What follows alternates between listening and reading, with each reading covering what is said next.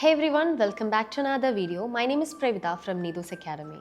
So in today's video, we are going to talk about one of the most scoring yet confusing part of the IELTS listening test, the MAP question. If you understand the strategy properly, then the MAP question can easily get you full mark. So let's get started. What is an IELTS listening test? In the IELTS listening test, a MAP question always appears in the section 2, and here you are provided with a map or a plan of a place such as a university campus, a park, a museum, or a town center.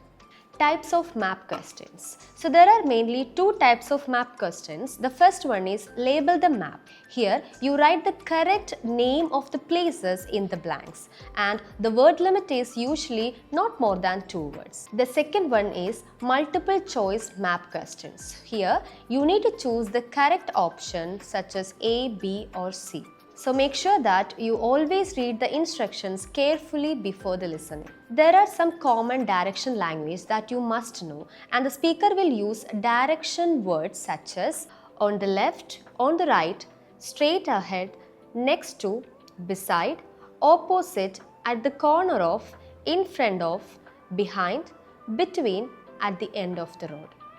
IELTS does not use compass directions such as north, south, east. They mostly use left, right, straight or any landmarks. What you should do before listening. Before the audio starts, look at the map carefully and identify the starting point, which is really important, and underline the key places that is already labeled and predict which type of word is actually needed. For example, a building, a room or a facility. And remember one thing, the speaker will explain or describe a map step by step and not randomly. Smart strategy while listening. Follow the speaker's movement on the map. And don't panic if you miss one answer, just move on and listen for signpost words such as now, next, after that, finally. The speaker might change the direction or correct themselves, such as you might think that it is on the left but it's actually on the right. Spelling and final tips. Spelling must be correct and use capital letters if possible, and don't write any extra words, and answers come in the same order as the audios.